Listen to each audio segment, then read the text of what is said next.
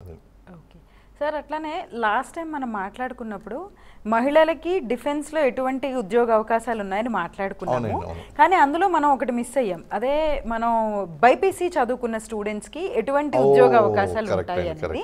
So అంటే BiPC చదువుకుని medical side వెళ్ళాలనుకునే వాళ్ళు డిఫెన్స్లో అసలు ఎటువంటి ఆపర్చునిటీస్ ఉంటాయి? అవును, మనకి బైపీసీ చదివినటువంటి వాళ్ళు ఆబ్వియస్లీ మనకి ఏం చేస్తారు అంటే బీఎస్సీ చేస్తారు. బీఎస్సీ, ఆ బీఎస్సీ చేసినప్పుడు బీఎస్సీ నర్సింగ్ కనుక చదివి ఉంటే మిలిటరీ నర్సింగ్ సర్వీస్ అని ఎంఎన్ఎస్ అంటారండి. ఎంఎన్ఎస్ అంటారు, మిలిటరీ నర్సింగ్ సర్వీస్ అని చెప్పేసి. వీళ్ళకి కూడా సేమ్ లెఫ్టినెంట్, కెప్టెన్, మేజర్ ఇలాంటి ర్యాంకులు ఇస్తారు వాళ్ళకు కూడా, నర్సింగ్ ఆఫీసర్స్ కూడా. అయితే వాళ్ళకి కమిషన్ ర్యాంక్స్ కాకపోయినప్పటికీ జీతభత్యాలు అనేటువంటి వీళ్ళతో పాటు సమానం, కొంచెం తక్కువ ఉంటాయి కానీ చాలా ఈక్వలెంట్గా ఉంటాయి, ఫెసిలిటీస్ బాగుంటాయి. మిలిటరీ నర్సింగ్ ఆఫీసర్స్ అంటారండి. ఎవరైతే బీఎస్సీ నర్సింగ్ చదివారో వాళ్ళు అప్లై చేసుకోవచ్చు. అలా కాకుండా +2 బైపీసీ, మీరు అన్నట్టు బైపీసీ చదువుకున్న తర్వాత +2 పూర్తయిన తర్వాత armed forces medical college, AFMC అంటారండి, నోట్ చేసుకోండి, AFMC, armed forces medical college. ఈ కాలేజీలో ఎంబీబీఎస్ ఎంట్రన్స్ కోసం ఒక స్పెషల్ ఎంట్రన్స్ ఎగ్జామ్ జరుగుతుంది.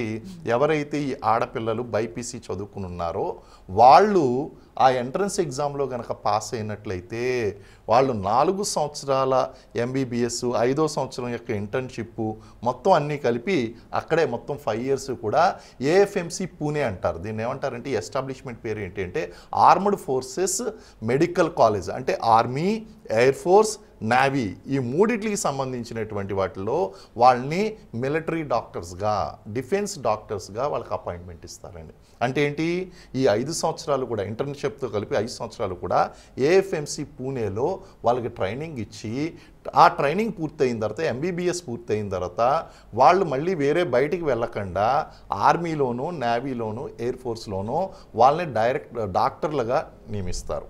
అయితే ఈ కమిషన్ అయినటువంటి అభ్యర్థులు ఎవరైతే ఉన్నారో వాళ్ళు స్టార్టింగ్ ర్యాంక్ లెఫ్టినెంట్తో స్టార్ట్ అవుతారు. కానీ ఈ డాక్టర్స్ ఎవరైతే ఉన్నారో వీళ్ళు లెఫ్టినెంట్లు కాదు, డైరెక్ట్ కెప్టెన్లు అవుతారు. డైరెక్ట్ కెప్టెన్లుగా వాళ్ళని తీసుకుంటారు. కాబట్టి ఎవరైతే బైపీసీ గ్రూప్ చదువుకుని ఉన్నారో ఆ బైపీసీ గ్రూప్ చదువుకున్నటువంటి ఆడపిల్లలు, అలాగే మగ పిల్లలు కూడా అండి, ఇద్దరు కూడా, వాళ్ళు ఏం చేయాలి అంటే ఏఎఫ్ఎంసి ప్రతి సంవత్సరం కూడా ఎంట్రన్స్ ఎగ్జామ్ జరుగుతుంది. మనకి మే, జూన్ నెలలో ఎంప్లాయ్మెంట్ న్యూస్ కానీ లేదా మీరు ఇంటర్నెట్లో కానీ కొట్టి చూసినప్పుడు ఆ వివరాలు మీకు కనిపిస్తాయి. దానికి అప్లై చేసుకుని ఆ ఎంట్రన్స్ టెస్ట్లో ఆల్ ఇండియా లెవెల్ ఎగ్జామినేషన్లో కనుక మీరు మెరిట్లో వచ్చి మీకు ఏఎఫ్ఎంసి పూణేలో కనుక మెడికల్ సీట్ కనుక వచ్చిందంటే, మెడికల్ టెస్ట్లు అవి ఉంటాయండి, ఫర్దర్గా మెడికల్ టెస్ట్లు అవి పాస్ అయిన తర్వాత మీకు సీట్ వచ్చింది అంటే కనుక ఖచ్చితంగా మీరు భవిష్యత్తులో రక్షణ దళాల్లో మీరు వైద్యాధికారిగా నియమించబడతారు. అదనమాట. ఇది మంచి అవకాశం మహిళలకి. అదే ఓకే సార్, అట్లానే మనకి సాధారణంగా డిఫెన్స్ అనగానే చాలా మంది కథన రంగంలోకే వెళ్ళాలి, పోరాడాలి అని అనుకుంటారు. బట్ మనకి డెస్క్ జాబ్స్ కూడా అవైలబుల్గా ఉంటాయి డిఫెన్స్లో. ఏ విధంగా ఉంటాయి? ఇప్పుడు మనం ఇందాక చెప్పాను DGME పోస్టులు అని చెప్పేసి అన్నాడు. వాళ్ళు యూనిఫామ్ వేసుకోరు ఎవరు. ఇప్పుడు నేను చెప్పినటువంటి ఉద్యోగాలు ఎవ్వరు కూడా యూనిఫామ్ వేసుకోరు. వాళ్ళు నాన్ మినిస్టీరియల్ సర్వీస్ అంటామండి. దీన్ని ఏమంటామంటే నాన్ మినిస్టీరియల్ సర్వీస్ అంటాం. Ministerial, non ministerial.